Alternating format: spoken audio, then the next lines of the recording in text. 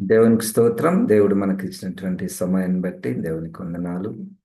Bible స్టడీని మనము ప్రారంభించుకున్నాము. ఇది ఇంకా మనము ఆ, బైబిల్ స్టడీలో రెండవ భాగంలో మనం ఉన్నాము. మొదటి భాగంలో క్లుప్తముగా బైబిల్ స్టడీ యొక్క పద్ధతులను కొన్ని మనం చూసాము. బైబిల్ స్టడీ పద్ధతుల్లో అనేకమైనటువంటివి ఉంటాయి, కానీ మనకు కొన్ని ప్రధానమైనటువంటివి కొన్ని చూడగలిగాము. నంబర్ 1. నంబర్ 2, ఇప్పుడు మనము క్రొత్త నిబంధనను స్టడీ చేయడానికి పూనుకొని ఉన్నాము. అయితే ఆ క్రొత్త నిబంధనను మనము నిర్వచించడానికి ప్రయత్నం మనం చేస్తున్నాము. వాక్యపు వెలుగులోనే, లేకపోతే ఎవరో చెప్పినటువంటి విషయాలు. ఇప్పుడు మనం గూగుల్లో చేస్తే గూగుల్లో వాట్ ఈస్ న్యూ టెస్ట్మెంట్ అంటే చాలా వస్తాయి. ఆ, అవి కూడా కరెక్ట్ అయి ఉండొచ్చు, కానీ నేను పరిశీలించినంత మట్టుకు క్రొత్త నిబంధన యొక్క నిర్వచనము అనేక పదాలలో, అనేక వచనాలలో మనకు ఆ, ఉంటుంది. ఆ, దాన్ని మనం new testament, what is New testament అన్న దాన్ని మనం ఆల్రెడీ ప్రారంభించాం, అది కొనసాగిస్తున్నాము. తర్వాత మూడో దానికి వెళ్తాం మనం. మూడవ ఆ, విషయము, మొదటి విషయము బైబిల్ స్టడీ టూల్స్. రెండో విషయము వాట్ ఈస్ న్యూ టెస్ట్మెంట్. మూడోది ఏంటంటే ఒక పుస్తకాన్ని మనము ఎన్నుకొనబోతున్నాము. అది క్రొత్త నిబంధనలో మొదటి పుస్తకమైనటువంటి మత్తయి సువార్త. ఆ మత్తయి సువార్తను కూడా ఓవరాల్గా, చాలా క్లుప్తంగా what is Matthew, gospel according to Matthew అని చూసి, దాని తర్వాత మళ్ళా ఆ, మొదటి అధ్యాయములో మనము మొదటి వచనాన్ని మనం ప్రారంభించబోతున్నాము. చాలా మందికి కొంచెం ఆసక్తి ఎక్కువ ఉన్నటువంటి వాళ్ళకు త్వరగా మనము వాక్యాన్ని మనం స్టడీ చేయాలి, ఆ వాక్యంలో ఉన్నటువంటి అర్థం తెలుసుకోవాలి, వచనం వెంబడి వచనం మనం తెలుసుకోవాలి ఆ, అని చాలా మందికి ఆ ఆశ ఎక్కువగా ఉంటుంది. అది మనము ఆ, ముందు దినములలో చేయబోతున్నాము. ఇప్పటికైతే ఈ యొక్క ఆ, బైబిల్ స్టడీ టూల్స్ మరియు వాట్ ఈస్ న్యూ టెస్ట్మెంట్, వాటిని మనము పరిశీలిస్తున్నాం. ఇవి చాలా ముఖ్యమైనటువంటివి.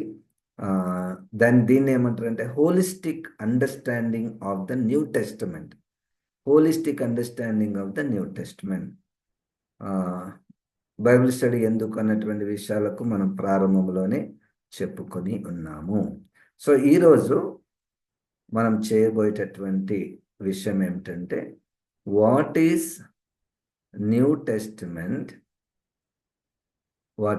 టెస్టిమెంట్, సెకండ్ పార్ట్ 2 మనము చేయబోతున్నాం. మనము ఇంతకుముందు చేసినటువంటివి మీ దృష్టి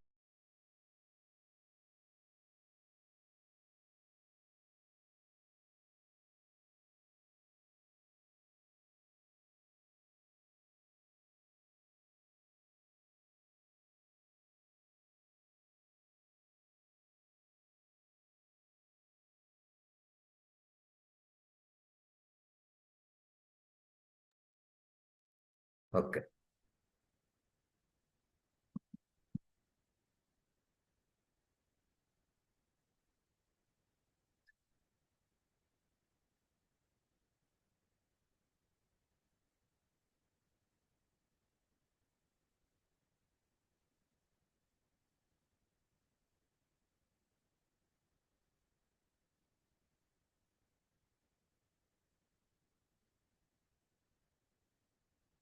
వన్ సెకండ్ అండి.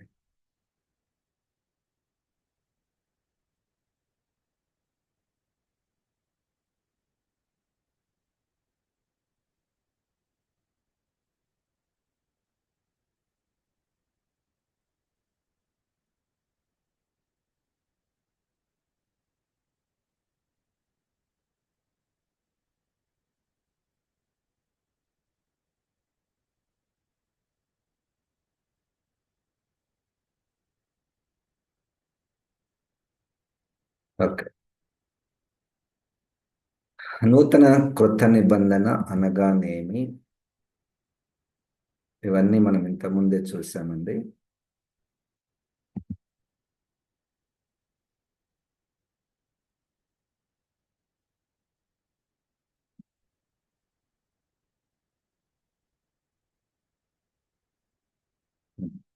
ఇక్కడ వరకు మనము లాస్ట్ థర్స్డే చూసాము.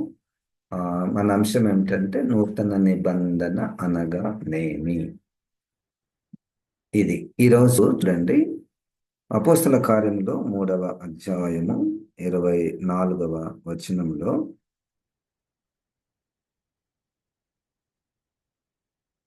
నేను అక్కడ ఉన్నటువంటి మాట నేను చదువుతున్నానండి. మరియు సమూయేలు మొదలుకొని ఎందరు ప్రవక్తలు ప్రవచించిరో వారందరూ ఈ దినమును గూర్చి ప్రకటించిరి. సమూయేలు మొదలుకొని ప్రవక్తలందరూ కూడా ఈ దినము అంటే ఇక్కడ అపోస్తల కార్యంలో 3వ అధ్యాయములో ఏం జరుగుతుంది అక్కడంటే సువార్త చెప్పుచున్నారు. ఆ సువార్త అంతా కూడా యేసు జీవితాన్ని గురించి, యేసు పరిచర్య గురించి, ప్రవక్తల నెరవేర్పు. సో క్రొత్త నిబంధన ఒక మాటలో చెప్పాలంటే యేసు జీవితము, మరణము, పునరుద్ధానము, అది ప్రవక్తల ప్రవచనాలలో నెరవేర్చబడినది. ఇది క్రొత్త నిబంధన. What is new testament? ఈ మాటలలో మనము కొంతగా అర్థం చేసుకోవచ్చు. తర్వాత ఇది కూడా చూడండి, 13వ అధ్యాయము అపోస్తల కార్యములో 32వ వచనము. అపోస్తల కార్యములు 13వ అధ్యాయము 32వ వచనము.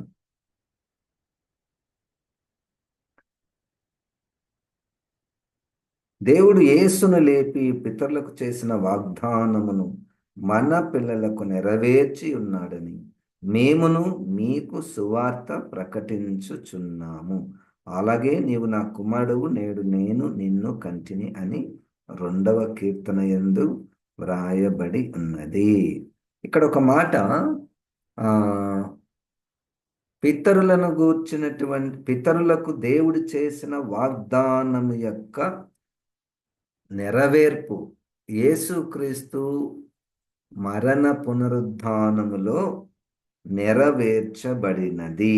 అది తర్వాత మనం కింది వచనాల్లో మనం అవన్నీ చూస్తాము. యేసుక్రీస్తు మరణ పునరుద్ధానాలను గురించి పితరులకు చేసినటువంటి వాగ్దానం. అంటే మీరు గమనించి ఉంటారు, పితరులు ఎంత దూరం ఉన్నారు న్యూ టెస్టిమెంట్కి. అంటే మనం చరిత్రానుసారంగా చూస్తే పితరులు చాలా కొన్ని వేల సంవత్సరాల ముందు వాళ్ళు ఉన్నారు. అప్పుడు దేవుడు ఆ పితరులతో చేసినటువంటి వాగ్దానము యేసుక్రీస్తులో నెరవేర్చబడినదే క్రొత్త నిబంధన. ఈ పదము చాలా ఇంపార్టెంట్, వాగ్దానము అన్నటువంటిది. ఈ వాగ్దానం అన్నటువంటిది మనము అప్పుడప్పుడు వాగ్దానాలు మనం తీసుకుంటూ ఉంటాము, లేకపోతే వాగ్దానాలు రాసుకుంటూ ఉంటాము. అది కాదు, ఇది ఒకటే మాట. క్రొత్త నిబంధనలో వాగ్దానము అంటే ఏంటి? అబ్రహాము గారికి దేవుడు చేసినటువంటి వాగ్దానము, నీ కుమారుని ద్వారా నేను నీ జనమును అన్యజనులను ఆశీర్వదిస్తాను. అది వాగ్దానం అంటే అర్థం. క్రొత్త నిబంధనలో వాగ్దానం అంటే అది అసలైనటువంటి అర్థము. ఆ వాగ్దానం గురించి మనం తర్వాత కూడా తెలుసుకోవచ్చు.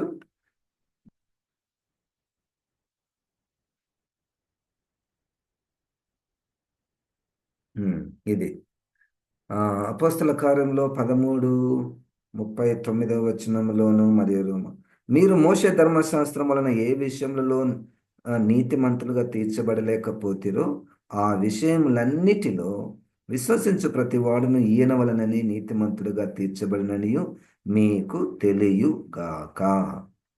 రోమపత్రిక 3:21, ఇవి చాలా బలమైనటువంటి వచనాలు. కొత్త నిబంధన ఇట్లుండగా ధర్మశాస్త్రమునకు వేరుగా దేవుని నీతి బయలుపడుచున్నది. దానికి ధర్మశాస్త్రమును ప్రవక్తలను సాక్ష్యమిచ్చుచున్నారు. ధర్మశాస్త్రము నెరవేర్చలేనిది ఒకటి ఉంది. ఏంటి? ధర్మశాస్త్రము నెరవేర్చలేనిది విశ్వాసము ద్వారా నీతిమంతులుగా తీర్చబడుట. ఇది కూడా ఒక పెద్ద టాపిక్ క్రొత్త నిబంధనలో. ఇది మనకు సంబంధించినటువంటి విషయమే. వింటున్నటువంటి నీవు నీతిమంతుడుగా లేదా నీతిమంతురాలిగా తీర్చబడ్డావా? ఇది చాలా మందికి చాలా ప్రశ్న ఉంటుంది. అసలు క్రొత్త నిబంధనలో రక్షణ విషయంలో ఇది ప్రధానమైనటువంటిది. దీన్ని చెప్పడానికి పౌలు గారు అనేక విధాలుగా ప్రయత్నం చేశాడు. మనకు ఎక్కువ సార్లు కనిపించే మాట క్రొత్త నిబంధనలు ఏంటంటే విశ్వాసము. ఈ విశ్వాసము, మొట్టమొదటి విశ్వాసం ఏంటి? నేను రక్షించబడుటకు, నేను నీతిమంతుడిగా తీర్చబడుటకు యేసుక్రీస్తు మరణ పునరుద్ధరణల యందు విశ్వాసము. ఇది క్రొత్త నిబంధన అంతా కూడా మనకు నింపబడినటువంటి విషయము. మనం ఏం చేస్తున్నాం ఇప్పుడు? వాట్ ఈస్ న్యూ టెస్టమెంట్ అన్నదానికి నిర్వచనాలను ఈ మాటలలో చెప్పడానికి ప్రయత్నం చేస్తున్నాం. అపోస్తల కార్యంలో 26:6, ఇది కూడా ఇంతకుముందు ఇంకొక వచనములో వచ్చినటువంటి మాటయే. పితరులకు దేవుడు చేసిన వాగ్దానాల నెరవేర్పే క్రొత్త నిబంధన అని మనం చెప్పవచ్చు. పితరులకు దేవుడు చేసిన వాగ్దానాల నెరవేర్పే క్రొత్త నిబంధన. అందుకని మనకు క్రొత్త నిబంధనలో ప్రారంభంలోనే పితరులు కనపడతారు. మొదటి అధ్యాయము 1వ వచనంలోనే అబ్రహాము, దావీదు, ఇక తర్వాత చాలా మంది పితరులు. వారికి దేవుడు వాగ్దానం చేశాడు. ఆ వాగ్దానాల నెరవేర్పే క్రొత్త నిబంధన. మీరు రాసుకుంటున్నారు, అవసరం అనుకుంటే రాసుకోండి. మనము holistic understanding of the new testament, ఇవన్నీ కలిపితేనే మనకు క్రొత్త నిబంధన అన్నటువంటిది వస్తుంది. ఇది చూడండి, రోమపత్రిక 11:17. ఇది చాలా అద్భుతమైనటువంటి అధ్యాయం. మిమ్మల్ని నేను ఒక ప్రశ్న అడిగేది ఉండేది, నేను మర్చిపోయాను. ఇశ్రాయేలీయులకు రక్షణ ఉందా లేదా? ఇశ్రాయేలీయులకు రక్షణ ఉందా లేదా? దాన్ని ఇంకొక మాటలో, అసలు ఇశ్రాయేలు పరలోకానికి పోతారా? ఇప్పుడు మనం జీవిస్తున్న కాలంలో ఇశ్రాయేలీలు ఉన్నారు. వారి సంగతి ఏంటి మరి? దానికి జవాబు రోమపత్రిక 11వ అధ్యాయం. రోమపత్రిక 11వ అధ్యాయం అంతా 2 గుంపుల వాళ్ళు ఉన్నారు. ఒక గుంపు ఇశ్రాయేలీలు, ఇంకొక గుంపు మనల్ని ఏమన్నారు? అన్యులు అని అన్నారు. అంటే మనం క్రీస్తుని అంగీకరించబడక మునుపు అన్యజనులు మనం. ఈ ఒక్క వచనం నేను చదువుతాను, ఇదంతా చదవాలి. ఇది ఈ 11వ అధ్యాయంలో ఉన్నటువంటి విషయం ఏమిటంటే 4 పనులు జరిగాయి. ఈ 11వ అధ్యాయంలో 4 పనులు. ఒకటి, దేవుడు ఇశ్రాయేలీలను ఎన్నుకొనుట, అయితే వారి యొక్క అవిధేయత వలన ఆ ఒలివ కొమ్మలు నరకబడుట. మొదటి పని, ఒలివ కొమ్మలు నరకబడుట. ఈ ఒలివ కొమ్మలు నరకబడిన తర్వాత రెండో పని ఏం జరిగింది? అన్యులను అడవిలో ఉన్నటువంటి ఒలీవ కొమ్మలతో పోల్చాడు పరిశుద్ధాత్మ దేవుడు. అంటే మనల్ని అడవి ఒలీవ కొమ్మలం మనల్ని తీసుకొని వచ్చి ఆ ఒలీవ చెట్టుకు అంటు కట్టారు. అంటు కట్టారు. ఇది రెండో పని. మూడవ పని ఏంటంటే, ఒకవేళ మనం అంటుగట్టబడిన తర్వాత మనము కూడా ఒకవేళ అవిధేయత చూపించారనుకోండి, మరలా మనల్ని కూడా కట్ చేసేస్తాడు. మనల్ని కూడా కట్ చేసేస్తాడు. నాలుగవ పని ఏంటయ్యా అంటే, దేవుని సమయములో తిరిగి ఆ ఒలీవ ఒరిజినల్ సజ సహజమైనటువంటి ఒలీవ చెట్టును ఇశ్రాయేలుతో పోల్చి దేవుని సమయంలో వారు తిరిగి రక్షణ పొందినట్లు, అనగా తిరిగి అంటుగట్టబడినట్లు దేవుడు వారికి ఒక అవకాశము ఇస్తున్నాడు. అంటే మొత్తానికి ఈ ఒక్క అధ్యాయంలోనే ఇశ్రాయేలీలు అన్యులు అంతే. ఇక దేవునికి సంబంధించినటువంటి ప్రజలను ఈ విధంగానే మనం కొత్త నిబంధనలో మనం చూడగలం. అందరూ ఇశ్రాయేలులు కానటువంటి వారందరూ కూడా అన్యులుగా ఉన్నటువంటి వారు, అడవిలో ఉన్నటువంటి ఒలీవ చెట్లుగా ఉన్నటువంటి వారందరూ కూడా మెల్లమెల్లగా ఆయా దేశాలలో యేసుక్రీస్తుతో అంటు కట్టబడుతున్నారు. ఇది క్రొత్త నిబంధనలో మనం చూస్తాం. క్రొత్త నిబంధనలో ఎంతమంది అన్యజనాలు వచ్చి క్రీస్తును అంగీకరిస్తున్నారు, ఆయన యందు విశ్వాసము ఉంచుతున్నారు. ఇది చూడండి, రోమపత్రిక 15వ అధ్యాయము 8వ వచనం నుండి మనం జాగ్రత్తగా పరిశీలి. ఇవన్నీ వచనాలు అంత త్వరగా మనకు అర్థమయ్యేటటువంటివి కావండి. నా విషయం నేను చెప్తున్నాను.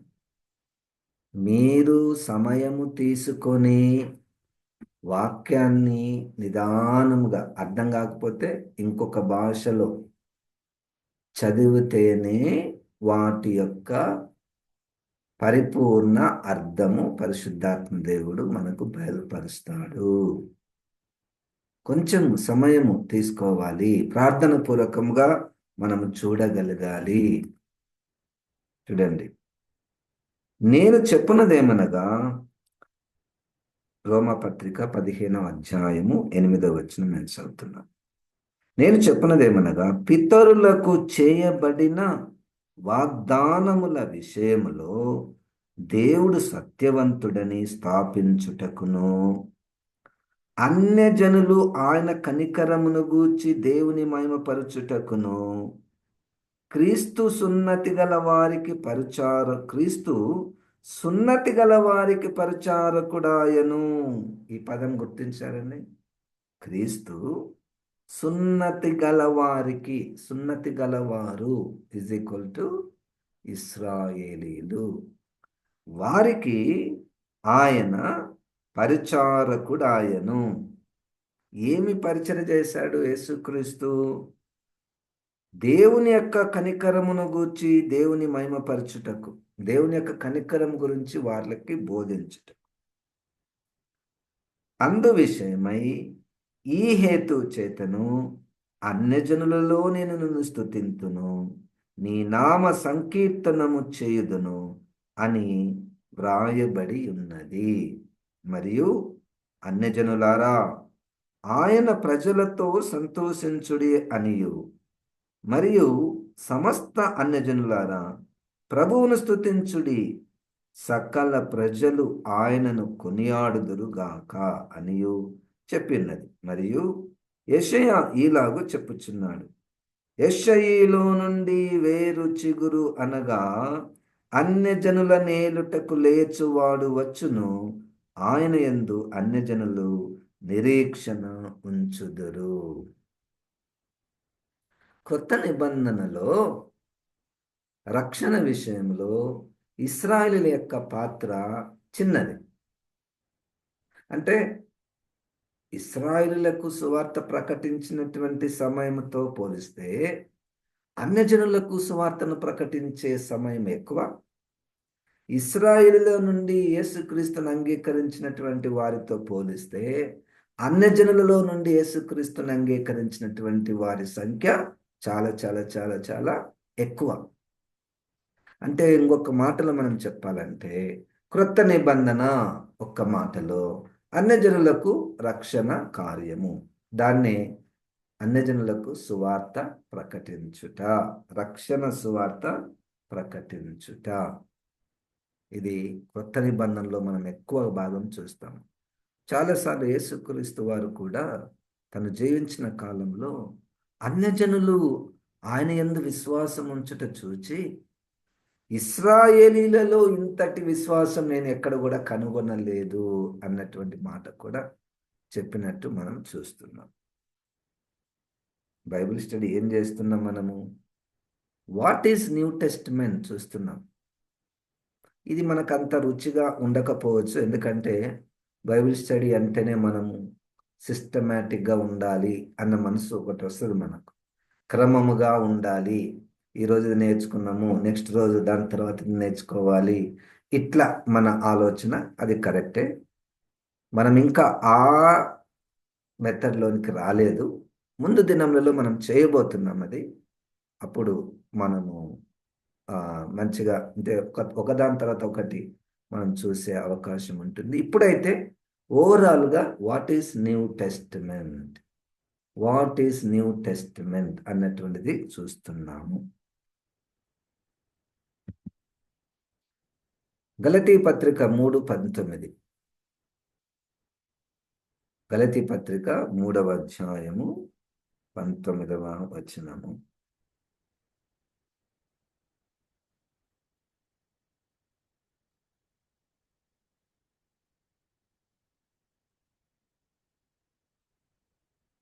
అలాగైతే ధర్మశాస్త్రం ఎందుకు? ఎవనికి ఆ వాగ్దానము చేయబడెను ఆ సంతానము వచ్చు వరకు అది అతిక్రమములను బట్టి దానికి తరువాత ఇయ్యబడెను. అది మధ్యవర్తి చేత దేవదూతల ద్వారా నియమింపబడెను. ఇక్కడ ఆ సంతానము వచ్చు వరకు, ఇక్కడ డివిజన్ కనపడుతుంది మనకు. పాత నిబంధన, క్రొత్త నిబంధన. పాత నిబంధన ధర్మశాస్త్రము ఎప్పటి వరకు ఉంటుంది? ధర్మశాస్త్రము ఎప్పటి వరకు? ఆ సమయము, ఆ సంతానము వచ్చు వరకు. ఆ సంతానం అంటే యేసుక్రీస్తు వచ్చు వరకు. ఇక్కడ పాత నిబంధన, క్రొత్త నిబంధన మనకు కనపడుతుంది, క్లియర్గా డిఫరెన్స్ కనపడుతుంది. ధర్మశాస్త్రము పాత నిబంధనలో ఉన్నది, మరి క్రొత్త నిబంధనలో ఏముంది? క్రొత్త నిబంధనలు ఏముందంటే మనం ఇప్పటివరకు చూసినవన్నీ కొత్త నిబంధన వరకు ఉన్నాయి, కొత్త నిబంధనలో ఉన్నాయి. ఆ ధర్మశాస్త్రమునకు పరిపూర్ణత, ఆ ధర్మశాస్త్రమునకు నెరవేర్పు, ఆ ధర్మశాస్త్రమునకు బలహీనత ఇప్పుడు ఈ క్రొత్త నిబంధనలో స్థిరమైనటువంటిది, నిత్యమైనటువంటిది, రకరకాలైనటువంటి అవి మనము మెల్లమెల్లగా ఒక్కొక్క వచనం చూడబోతున్నప్పుడు అవన్నీ మనకు బాగా స్పష్టంగా మనం స్టడీ చేసే అవకాశము ముందు దినములలో మనకు ఉన్నది. ఇది మనం చూసేటువంటి ఈ వచనము గలతీ పత్రిక 3:19. యేసుక్రీస్తు వచ్చే వరకు ధర్మశాస్త్రము అది అతిక్రమం బట్టి దానికి తర్వాత ఇవ్వబడెను, అది మధ్యవర్తి చేత దేవదూతల ద్వారా నియమింపబడెను.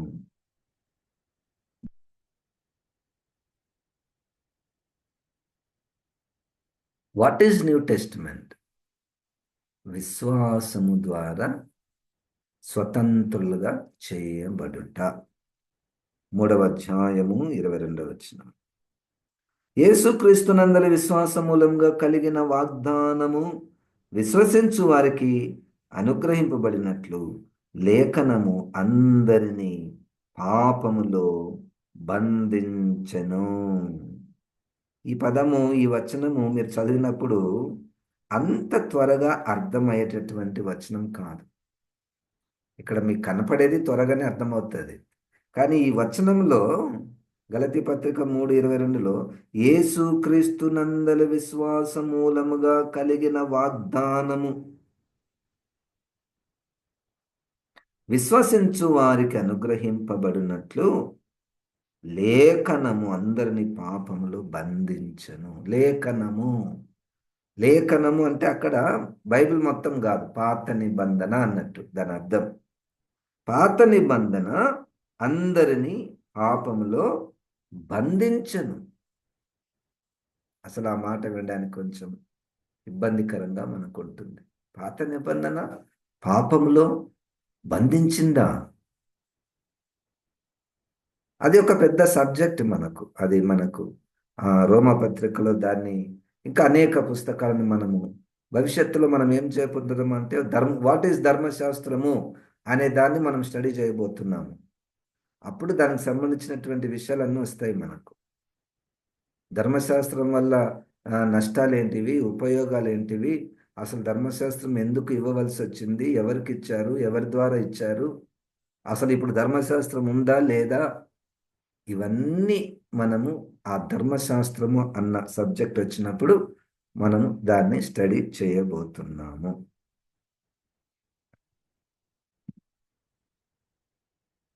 ఇది చూడు ఎంత సులువుగా ఉందండి. What is New testament?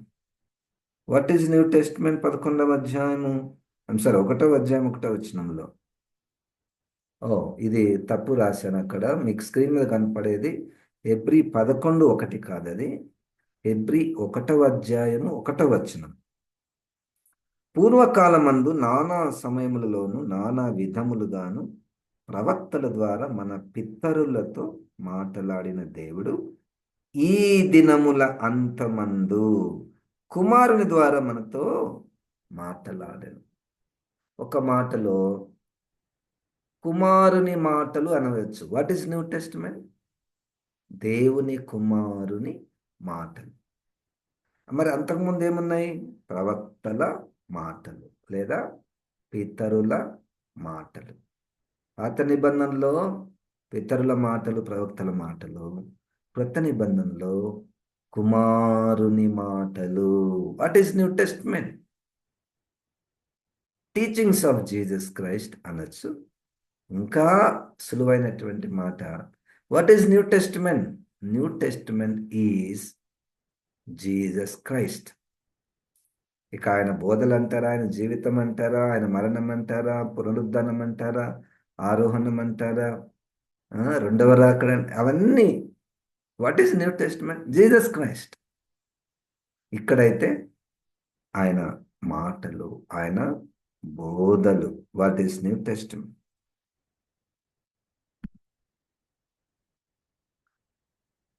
ఇది చూడండి, హెబ్రీ 4:1.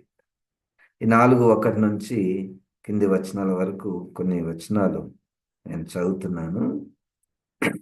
ఆయన యొక్క విశ్రాంతిలో ప్రవేశించుదామన్న వాగ్దానం ఇంకా నిలిచిండగా మీలో ఎవడైనా ఒకవేళ ఆ వాగ్దానము పొందకుండా తప్పిపోవునేమో అని భయము కలిగి ఉందము. వారికి ప్రకటింపబడినట్లు మనకును సువార్త ప్రకటింపబడెను, గాని వారు వినిన వారితో విశ్వాసం గలవారే కలిసి ఉండలేదు గనుక విన్న వాక్యము వారికి నిష్ప్రయోజనమైనదాయను. కాగా జగత్పునాది వేయబడినప్పుడే ఆయన కార్యములన్నీ సంపూర్తి అయినను ఈ విశ్రాంతిని గురించి నేను కోపంతో ప్రమాణం చేసినట్టు వారు నా విశ్రాంతిలో ప్రవేశింపరని ఆయన చెప్పిన మాట అనుసరించి విశ్వాసులమైన మనము ఆ విశ్రాంతిలో ప్రవేశించుచున్నాము. విశ్రాంతి, దానికి పర్యాయ పదం ఏంటంటే నిత్య జీవము. విశ్రాంతికి పర్యాయ పదము ఈ హెబ్రీ పత్రిక భాషలో విశ్రాంతి అనగా నిత్య జీవము ఉంది. నిత్య జీవం ఉందయ్యా అని చెప్పుటయే కృత నిబంధన. ఇక దానికి అనేక ప్రశ్నలు, మరి నిత్య జీవం ఎక్కడుందంటే మళ్ళీ కొత్త నిబంధనలు ఉంటుంది. నిత్య జీవం పోవాలంటే ఏం చేయాలంటే మళ్ళీ కొత్త నిబంధన, యేసుక్రీస్తు. సో మొత్తానికి కొత్త నిబంధనలో ఏముందంటే నిత్య జీవం గురించి ఉంది. నిత్య జీవము, నిత్యత్వము, యుగ యుగములు దేవునితో ఉండుట.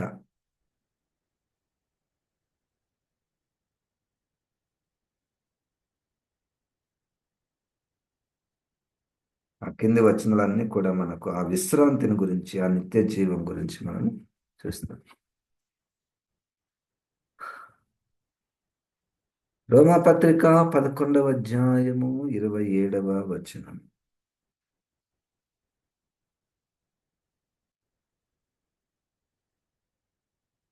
విశ్వాసమును బట్టి అతడు అదృశ్యుడైన వానిని చూచినట్లు స్థిర బుద్ధి గలవాడై రాజాగ్రహమునకు భయపడక ఐగుప్తును విడిచిపోయెను. It's not that, let me read in English. Hebrews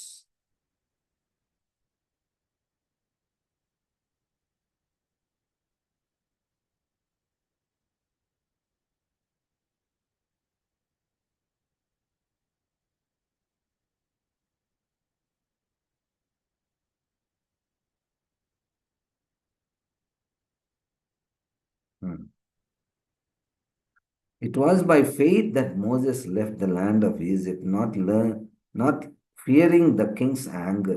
He kept right on going because he kept his eyes on the one who is invisible. Oh, it's not the Hebrews, it's Romans.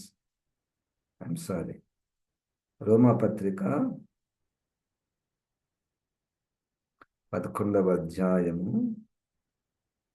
27వ వాక్యం.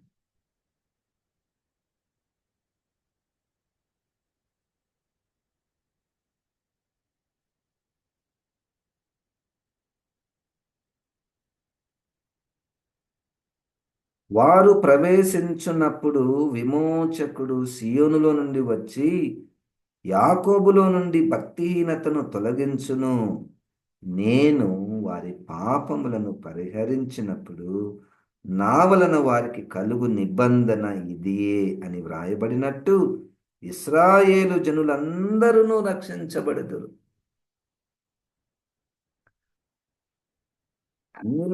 అన్యుల పాపమును తీసివేయడానికి యేసుక్రీస్తు వచ్చాడు.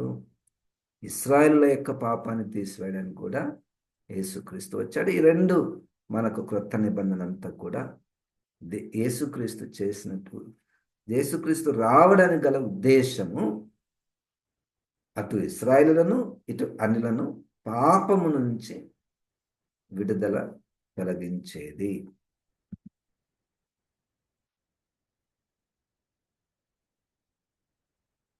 ఇప్పుడు మనం screen మీద చూస్తున్నటువంటిది చాలా చూడండి. పౌలు గారు చాలా స్పష్టంగా పలుమారు ప్రజలకు అర్థం కావడం లేదు. క్రొత్త నిబంధన అంటే ఏంది, పాత నిబంధన అంటే ఏంది. ఈ వచనాలలో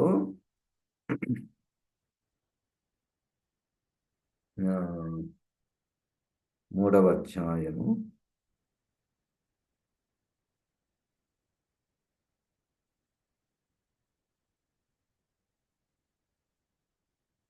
3వ వచనం నుండి నేను చదువుతున్నానండి. 2 కొరింథీ 3వ అధ్యాయం 3వ వచనం. రాతి పలక మీద గాని సిరాతో గాని రాయబడక మెత్తని హృదయములు అను పలకల మీద జీవం గల దేవుని ఆత్మతో మా పరిచర్య మూలముగా రాయబడిన క్రీస్తు పత్రికై ఉన్నారని మీరు తేటపరచబడుచున్నారు. క్రీస్తు ద్వారా దేవుని ఎడల మాకిటి నమ్మకం కలదు. మా వలన 6వ వచనంలో ఆయనే మమ్మును, వినండి ఇక్కడ 2 కొరింథీ 3:6, ఆయనే మమ్మును క్రొత్త నిబంధనకు అనగా అక్షరమునకు కాదు గాని ఆత్మకే. వాట్ ఈస్ కొత్త నిబంధన?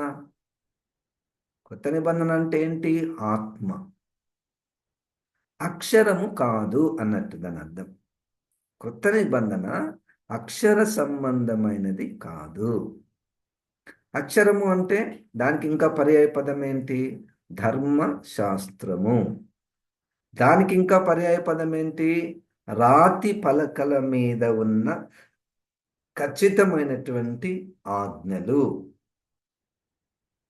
క్రొత్త నిబంధన ఏంటి అంటే ఆత్మ పరిచర్య ఇది.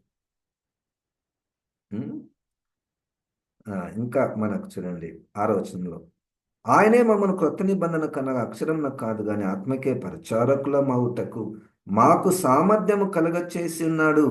అక్షరము చంపును గాని ఆత్మ జీవింపచేయును. ఈ డిఫరెన్స్ చూసారా? అక్షరము, ఆత్మ. అక్షర పరిచర్య అక్షరాన్ని ఆధారం చేసుకుంటే అక్షరం చంపేస్తుంది. ఆత్మను ఆధారం చేసుకుంటే మనకు అది జీవము, అది జీవింపచేస్తుంది. అక్షరం చంపేస్తుంది. ఎట్లా? వ్యభిచారంలో పట్టబడిన స్త్రీ. అయ్యా మరి మన బైబిల్ ఏం చెప్తుందంటే రాళ్ళు తీసుకొని కొట్టేసాను అంటారు. మన పాత నిబంధన ఏం చెప్తుందంటే రాళ్ళతో కొట్టేసి చంపేసేయండి. ఇంకా రకరకాల విషయాలలో మనుషులను చంపేటటువంటి ధర్మశాస్త్రము అదొకటి. రెండవది, ధర్మశాస్త్రాన్ని పట్టుకునే ఉన్నాం అనుకోండి, అదేమి వాళ్ళు ఏమి చంపరు, కానీ అక్కడ విశ్వాసంతో పని లేదు, అక్కడ యేసుక్రీస్తుతో పని లేదు. పాత నిబంధన ఆచారాలు చేయుట వలన మరణానికి పాత్రులవుతారు, రెండవ మరణానికి పాత్రులవుతారు. అక్షరం చంపును, ఆత్మ జీవింప చేయును. 7వ వచనంలో 2 కొరింథీ 3:7, మరణ కారణమగు పరిచర్య రాళ్ళ మీద చెక్కబడిన అక్షరములకు సంబంధించినదైనను. ఈ పదాలు మీరు గుర్తుపెట్టుకోండి. మరణ కారణమగు పరిచర్య. మరణ కారణము ఏంటి? రాళ్ళ మీద ఉన్నటువంటి అక్షరాలకు సంబంధించినటువంటి పరిచర్య. అయినా దానికి కొంచెం మహిమ ఉంది, మహిమతో కూడినదాయను. అందుకే మోషే ముఖము మీద ప్రకాశించుచుండిన ఆ మహిమ తగ్గిపోఉన్నదైనను ఇశ్రాయేలు అతని ముఖము తేరు చూడలేకపోయారు. ఇట్లుండగా ఆత్మ సంబంధమైన పరిచర్య ఎంత మహిమ గలదయుండును. వాట్ ఈస్ కొత్త నిబంధన? ఆత్మ సంబంధమైన పరిచర్య. శిక్షా విధికి కారణమైన పరిచర్య ఏ మహిమ కలిగినదైతే నీతికి కారణమైన పరిచర్య ఎంతో అధికమైన మహిమ కలదగును. న్యూ టెస్టమెంట్ అంటే ఏంటి? నీతికి కారణమైనటువంటి పరిచర్య, సువార్త పరిచర్య. నిన్ను నీతిలోనికి తీసుకొని వెళ్ళేటటువంటిదే క్రొత్త నిబంధన. ఇప్పుడు క్రొత్త నిబంధన అంటే మళ్ళా అక్షరాన్ని తీసుకొని రాకూడదు మనం. క్రొత్త నిబంధన అంటే 27 పుస్తకాలు ఉన్నాయి. క్రొత్త నిబంధన అంటే మొట్టమొదటిగా 4 సువార్తలు ఉన్నాయి. తర్వాత ఒక చరిత్ర పుస్తకం అపోస్తుల కార్యములు ఉన్నది. తర్వాత 14 పత్రికలు అపోస్తులైనటువంటి పౌలు గారు రాశారు. తర్వాత యోహాను గారు 3 పత్రికలు, ఒక ప్రకటన గ్రంథము, పేతురు గారు 2 పత్రికలు. ఇట్లాగా అది కాదు కొత్త నిబంధన. అట్లా మనం లెక్క పెట్టుకుంటే అది అక్షరం అవుతుంది. మళ్ళా నీతికి దారి తీసేది క్రొత్త నిబంధన, శిక్షకు దారి తీసేది పాత నిబంధన. 10వ వచనంలో అత్యధికమైన మహిమ దీనికుండుట వలన ఇంతకు మునుపు మహిమ కలదిగా చేయబడినది ఈ విషయంలో మహిమ లేనిదాయను. దీనికి చాలా అత్యంతమైనటువంటి మహిమ ఉంది. దీంతో పోలిస్తే అది చాలా చిన్నది. 11వ వచనంలో 2 కొరింథీ 3:11, తగ్గిపోవున్నదే మహిమ గలదై ఉండిన ఎడల నిలుచున్నది మరి ఎక్కువగా మహిమ గలదై ఉండును కదా.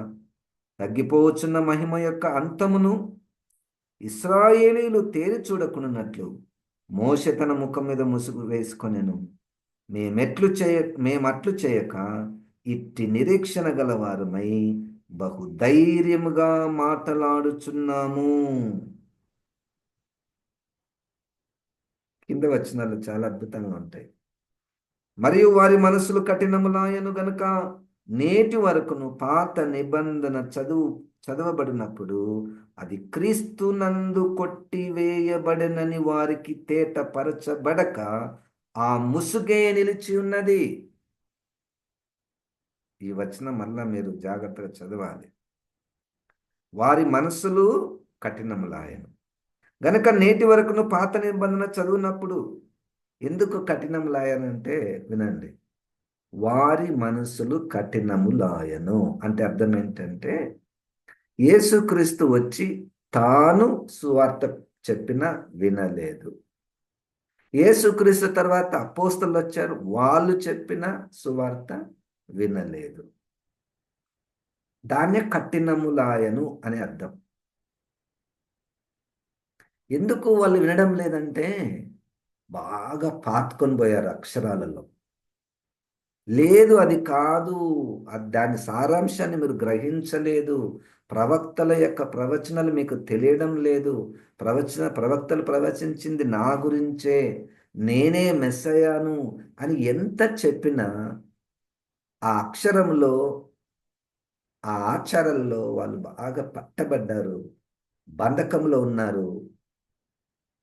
వాళ్ళ హృదయాలు కఠినమయ్యి ఎంతవరకు వచ్చిందంటే పాత నిబంధన చదువునప్పుడంట వారి ముఖాలకు ముసుగు వేయబడింది.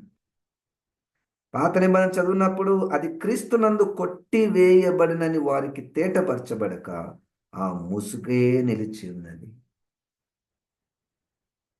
ఏమండి, నేటి వరకును మోషే గ్రంథము వారు చదివినప్పుడల్లా ముసుగు వారి హృదయముల మీదనున్నది. గాని వారి హృదయము ప్రభు వైపునకు ఎప్పుడు తిరుగునో అప్పుడు ముసుగు తీసివేయబడును.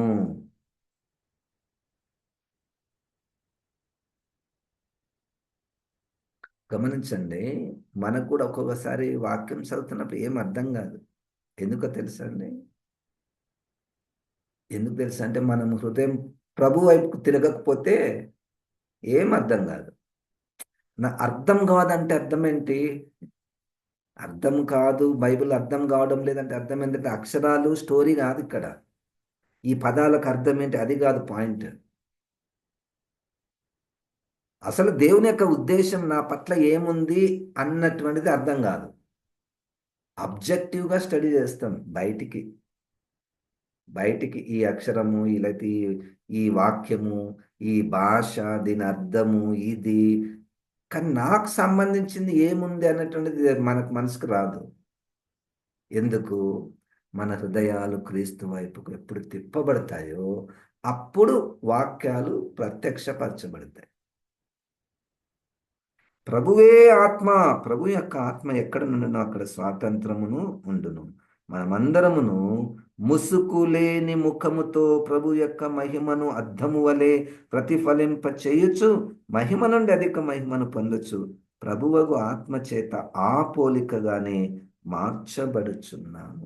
పౌలు గారు మనమందరము అని ఆ మాట చెప్పడానికి గల కారణం ఏంటంటే, మనము అంటే ఎవరు? ఎవరి హృదయాలు ప్రభు వైపుకు తిరిగాయో, ఎవరు హృదయాలను ప్రభువుకు అప్పగించుకున్నారు, ఎవరు ప్రభువును, యేసుక్రీస్తుని నా ప్రభువు, నా రక్షకుడు అని వాళ్ళు ఆయనను అంగీకరించారో వాళ్ళకు ముసుగు లేదు. ముసుగు లేదు అంటే బానిసత్వం లేదు. ముసుగు ఉంది అంటే బంధకాలలో ఉన్నారు. ముసుగు లేదు, స్వాతంత్రం ఉంది. ఏంటి? ప్రభు యొక్క మహిమను అద్దము వలె ప్రతిఫలింప చేయొచ్చు అంటే అధిక మహిమను పొందొచ్చు. ప్రభువుగా ఆత్మ చేత ఆ పోలికగానే మార్చబడుచున్నాము. ఇక్కడ చూడండి అసలు సంగతి. మన విషయం మాట్లాడితే మన విషయం, మనం పాత నిబంధనలు ఉన్నామా కొత్త నిబంధనలు ఉన్నామంటే మనం కొత్త నిబంధన సార్ ఎట్లా? కాలమును బట్టి కాదు, కాలమును బట్టి కాదు, లేదా మన చేతుల్లో బైబిల్లో ఉంది కాబట్టి, బైబిల్లో కూడా కొత్త నిబంధన ఉంది కాబట్టి మనం కొత్త నిబంధనలో ఉన్నట్టు కాదు. క్రొత్త నిబంధన అనగా ఎవరైతే తమ హృదయాన్ని ప్రభువుకు అప్పగిస్తారో, ఎవరైతే నా హృదయంలో పాపం ఉంది ప్రభువా, నీ రక్తంలో నన్ను కడుగు, నేను ఇది తట్టుకోలేకపోతున్నాను, ఇట్లనే ఉంటే నేను నరకానికి పోతాను, నువ్వే నన్ను రక్షించగలవు అని ఎవరైతే ఆ కార్యం చేస్తారో వారు ప్రభువు రూపంలోనికి మార్చబడుతూ ఉంటారు. ప్రభు సారూప్యములోనికి మార్చబడుతూ, ఇంకా కఠినమైన మాట, ఆయన రూపాన్ని అద్దము వలె ప్రతిఫలింపచేయచ్చు. అంటే అర్థమైంది తెలుసా అండి?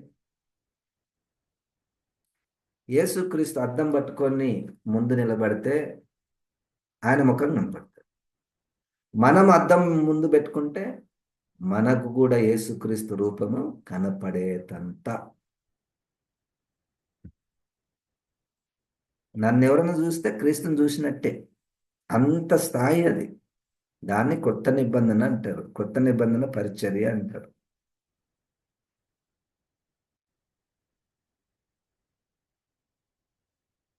ఈ యొక్క new testament, what is New testament అన్నటువంటి మాటను మనము ఇంట్రడక్షన్లోనే మనం నిర్వచనం చేయడానికి ప్రయత్నం చేస్తున్నాము. దీన్ని మనం కంటిన్యూ చేయబోతున్నాము.